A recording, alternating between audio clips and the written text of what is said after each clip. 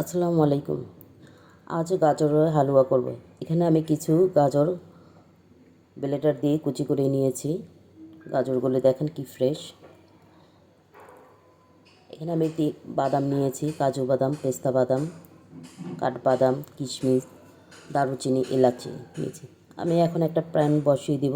এখানে কিছু পরিমাণ ঘি দিয়েছি। ঘি দিয়ে গাজরের হালুয়াটা করলে খুব সুন্দর একটা ঘ্রাণ আসে।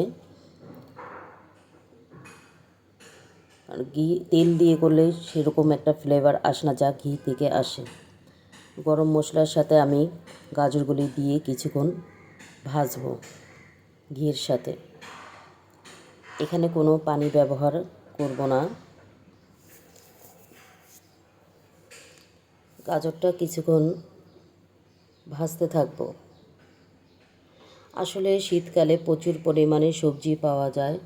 সব সবজি প্রায় দামেও কম থাকে, তাই অনেকেই এই শীতকালেই গাজরের হালুয়াটা করে থাকেন। গাজর বিভিন্নভাবে খাওয়া যায়, আমরা সবজি খেয়ে থাকি সালাতের সাথে বা হালুয়া করলে এটা বিকালের নাস্তায় অথবা সকালের নাস্তাও খাওয়া যায়। আমি কিছুক্ষণ গাজরের হালুয়াটাকে ভেজে নিলাম ঘির সাথে। অনেকটা ভাজা হয়ে গিয়েছে। এখন আমি এখানে দুধ ব্যবহার করব। ড্যানিশ দুধটা দিলে খুব ভালো হয়। আমি এখানে লিকুইড দুধ দিয়েছি, চিনি দিয়েছি 2 কাপ পরিমাণ। আপনারা অবশ্যই চিনিটা আপনাদের স্বাদ অনুযায়ী দেবেন। কেউ বেশি মিষ্টি খেতে পছন্দ করেন, কেউ কম খেতে, তাই আপনাদের ইচ্ছা মতো দিতে পারেন। এখানে কোনো মেজারমেন্ট নেই। এখন চিনির পানি আর দুধটা দিয়ে গাজরটা কিছুক্ষণ সিদ্ধ হবে। অনেকটা পানি টেনে নিয়েছে।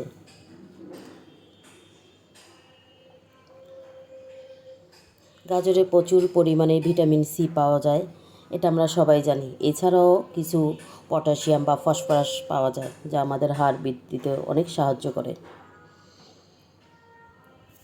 এটা বিভিন্ন ধরনের রোগ থেকেও আমাদের প্রতিরোধ করে থাকে।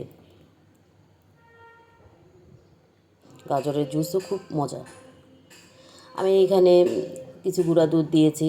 গাজরের মধ্যে মাওয়া দিলে খুব ভালো হয়। মাওয়াটা আসলেই খুব মজা করে, যে কোনো জিনিসকে খাস্তা করে। গুঁড়া দুধ দিয়ে আমি এটাকে নাড়তে থাকবো। আমি যে বাদাম কিশমিশ রেখেছিলাম, এই কিশমিশগুলো এখন দিয়ে দিলাম।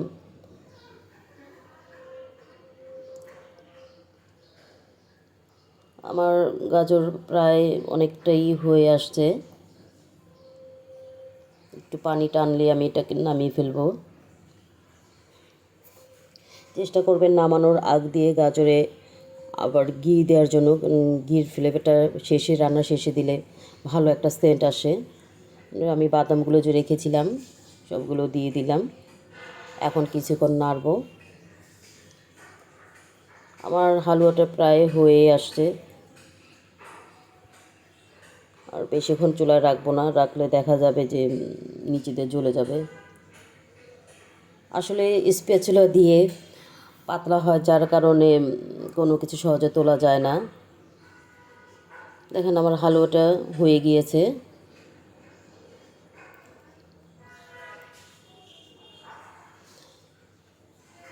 যদি আমার রান্নাটা আপনাদের ভালো লেগে থাকে, অবশ্যই আমার চ্যানেলটিকে সাবস্ক্রাইব করবেন।